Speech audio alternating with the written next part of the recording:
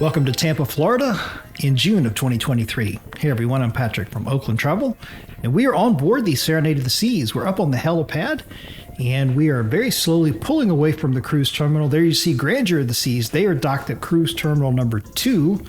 We just pulled out of cruise terminal number 3, and we are currently making our way down to the Tampa Bay and then out eventually to the Gulf of Mexico and then down to Key West, Florida. And as we're passing Grandeur here, over on the starboard side of the ship, right there, all of these condos that are right there at the waterline practically. And that's the reason I titled this episode The Waterfront View, because they certainly have it. I mean, they are right there. And as we get a little bit farther down, we get pretty close to one end of the condos, and you get a sense for how low they sit in relation to the waterline and, you know, the ships coming and going. And maybe it's just living in Florida because we live in Orlando, but I just can't help but wonder about hurricanes. And, you know, you can imagine like a big storm coming in here and just like the storm surge from a hurricane, and like they're just, I don't know. I guess that's one of those things that if you live right there, you know that that's a possibility. I don't know if they're built to handle that, or they're prepared for that, or what. But they certainly have an amazing view of all the ships coming and going. Tampa Cruise Terminal, Tampa Port is not that big. It only has really essentially 2 cruise terminals. There are technically 3, but Cruise Terminal 1, I'm not even sure how often it's used.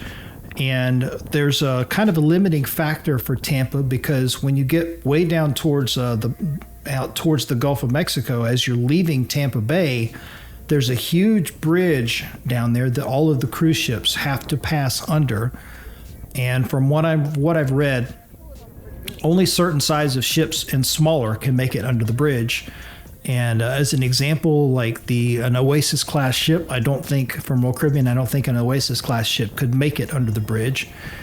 And then, of course, you have the other situation for those larger ships, and that is the actual terminal facilities themselves being able to handle a ship that large.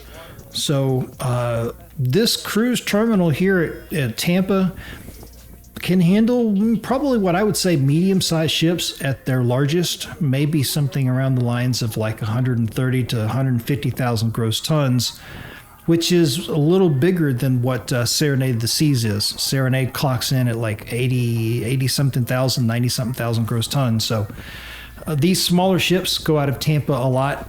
The other issue with Tampa, not really an issue per se, but just one of those things about the itinerary, is the ship is all the way up at the top of the Tampa Bay, and it's kind of similar to something coming out of Galveston, where if you're going to do a Caribbean cruise, you have to go all the way out into the Gulf and then go down from the Gulf to get wherever it is you're going. So Western Caribbean itineraries are very easy to do because Cozumel, Costa Maya, Honduras, those are not that far away. But if you're going to try to go out of Tampa and do an Eastern Caribbean cruise, those are going to have to be longer itineraries just because of the distance it takes to get from Tampa all the way over into the Eastern Caribbean and then, of course, to come back. So one of the limiting factors of Tampa in terms of the itineraries is just the distance that the ship would have to travel to get to whatever the cruise ports are. So in our particular case, if you look at the map, it was pretty straightforward. We come out of Tampa, go down into Tampa Bay, Gulf of Mexico. Key West, Florida is right down there. Go right around the bottom of Florida over into the Bahamas to Royal Caribbean's private island, perfect day, and then come right back. So a quick little simple 5-night cruise. And but it's great. It's not an expensive cruise. A lot of families. Just a nice little time. The Serenade of the Seas is an interesting little ship because it is part of the Radiance class, and this was the first time that we'd ever been on any of the ships in this class before.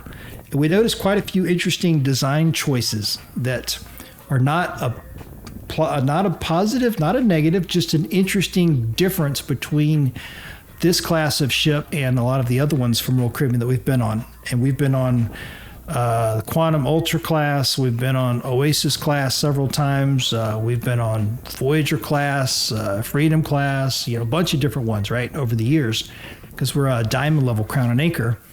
And the Radiance class, it was interesting. So it was kind of a cool little cruise to not only get a chance to go back to Key West, but to kind of just explore this ship that we'd never been on before in a class that we'd never been on before.